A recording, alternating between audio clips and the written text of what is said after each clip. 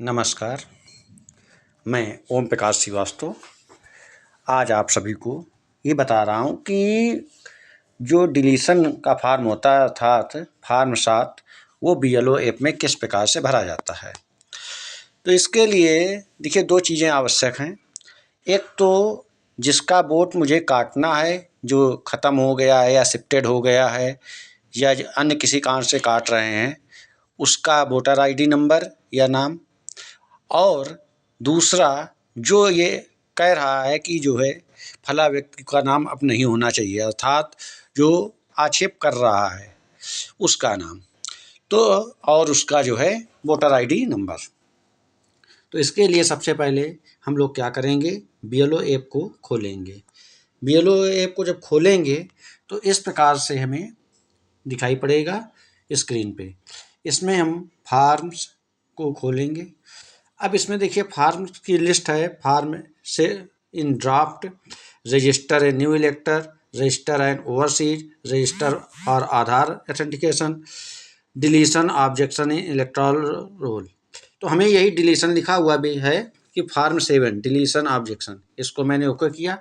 अब जो व्यक्ति नाम काटने के लिए कह रहा है, अर्थात जो दावा कर रहा है कि फला व्यक्ति का नाम हटना चाहिए, उसका यहाँ पर हम लोग वोटर आईडी नंबर डाल देंगे। एपिक नंबर यहाँ पर डालते हैं, जैसे मैंने डाल दिया।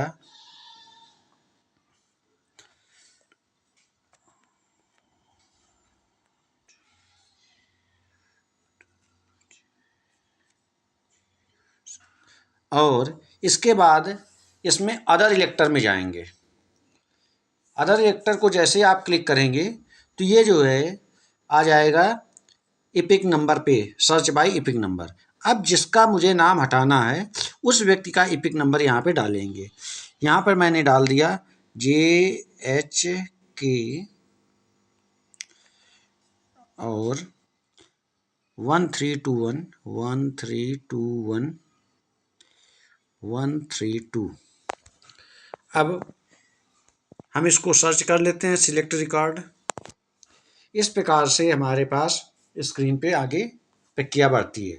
अब इधर लिखा हुआ है एप्लीकेंट, जो दावा कर रहा था उसका नाम यहाँ पे आ गया होगा और उसका वोटर लिस्ट में क्रमांक आ गया होगा। इसको हम ओके कर देते हैं। इसके बाद ये दूसरी तरफ ऑब्जेक्टिव लिखा है, इसको क्लिक करेंगे।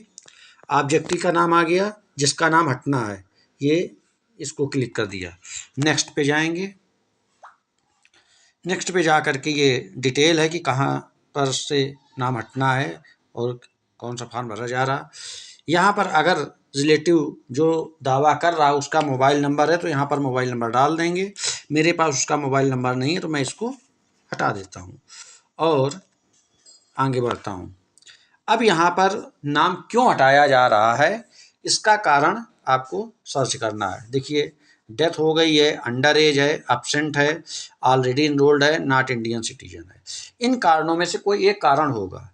अगर एब्सेंट है तो हम लोग एब्सेंट या परमानेंटली शिफ्टेड वाले को क्लिक करेंगे।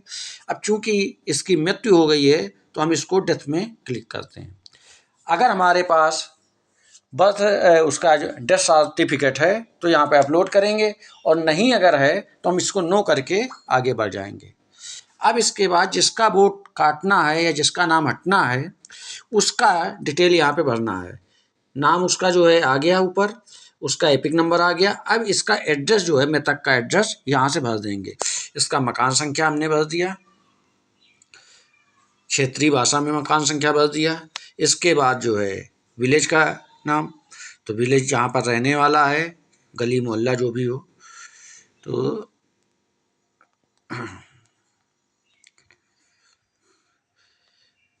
इसको जो है क्षेत्रीय भाषा में लिख दिया। इसके बाद अब किस गांव में आता है ये मजरा, अगर अलग है मजरे का मामला है तो पहले हम मजरे का नाम लिखेंगे, उसके बाद गांव का नाम। तो चूंकि ये मजरे का था तो मैंने पहले ऊपर मजरे का नाम लिख दिया। अब यहाँ पर मैं राजस्व गांव का नाम लिखूंगा। और अगर बाई चांस उसी गांव का है तो दोनों जगह आप सेम गांव लिख देंगे। अगर ये जो है मजरा नहीं है तो ऊपर भी आप पता में वही लिख देंगे गांव, और नीचे भी पता में उसी गांव का उल्लेख कर देंगे।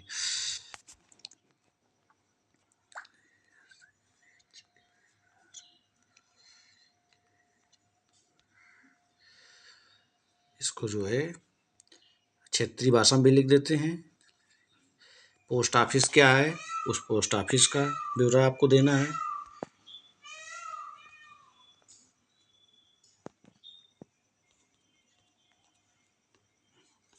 पिन कोड,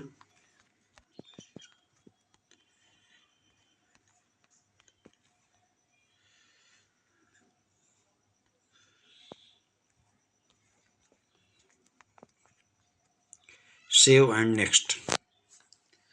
अब ये देखिए यहाँ पर किस डेट को भरा जा रहा है वो फॉर्म पे लिख के आ गया, और कहाँ पर आप हैं अर्थात किस प्लेस पर हैं वो स्थान आपको लिख देना है। मैं अपने क्षेत्र में हूँ तो मैं लिखता हूँ